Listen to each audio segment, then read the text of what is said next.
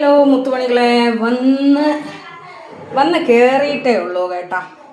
ഇപ്പോൾ വന്ന് കയറുമ്പോൾ തന്നെ കുറേ ആൾക്കാർ കുറേ മെസ്സേജും കാര്യങ്ങളും ഒക്കെ ഇടുന്നുണ്ട്. അതിൽ ആരൊക്കെ എന്നെ ഭീഷണിപ്പെടുത്തുന്നുണ്ട് എന്നൊക്കെ പറഞ്ഞും കണ്ടാണ്. അയ്യോ, നനച്ചിട്ട തുണിയുടെ നനഞ്ഞ് മഴയിൽ നനഞ്ഞു. ഇവിടെ തുണി കഴുകി തീരുന്നില്ല എന്നുള്ളതാണ്. പക്ഷെ എന്താ പറയാൻ, എനിക്കാണ് പിള്ളേരൊന്നും നോക്ക പോലും ഇല്ല. അപ്പം എന്താണ് സംഭവം എന്താണെന്ന് വെച്ച് കഴിഞ്ഞാൽ, ഏതോ ഏതോ മൈലാഞ്ചിക്കാടൊക്കെ തന്നെ ഭീഷണിപ്പെടുത്തുന്നു എന്നൊക്കെ പറഞ്ഞ് കേട്ട്. ഇവിടെ എൻ്റെ ജീവിതത്തിൽ ഞാൻ ലോകത്തൊരൊറ്റ ഭീഷണിയെയും വകവയ്ക്കാത്തൊരാളാണ്. ലോകത്ത് ഒരൊറ്റ ഭീഷണി, അതായത് ഒരു മനുഷ്യന് മരണം എന്ന് പറയുന്നത് ഒറ്റത്തവണയുള്ളൂ. ധീരന് മരണം ഓൺ ടൈം എന്നാണ്. ഞാൻ ഭയങ്കര ധീരതയുള്ള ആളൊന്നും ഞാൻ പറയുന്നില്ല. പക്ഷേ എൻ്റെ അഭിപ്രായം പറയാൻ വേണ്ടിയിട്ട് ഞാനൊരു തെണ്ടികളുടെയും മുഖം നോക്കാറൊന്നുമില്ല. പിന്നെ യൂട്യൂബിൽ എനിക്ക് വരുമാനം ഉണ്ടടാ.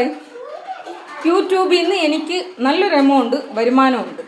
ഈ യൂട്യൂബിൽ വീഡിയോ ഇടുന്നവരാരും തന്നെ ആതിര സേവനം ആഗ്രഹിച്ചിട്ട് വീഡിയോ ഇടുന്ന ആൾക്കാരൊന്നുമല്ല. അപ്പോൾ എനിക്കെന്തോ ഭാഗ്യത്തിന് എനിക്ക് 3 മാസം 4 മാസം കണ്ടായപ്പോൾ തന്നെ ഞാൻ യൂട്യൂബ് തുറന്ന് എനിക്ക് അതിൽ നിന്ന് വരുമാനമുണ്ട്. ആ വരുമാനം ഞാൻ എന്ത് ചെയ്യണം, ഏത് ചെയ്യണം എന്നുള്ളത് അത് എൻ്റെ കൺസെപ്റ്റാണ്. അത് ഞാൻ എനിക്കിഷ്ടമുള്ളത് ചെയ്യും.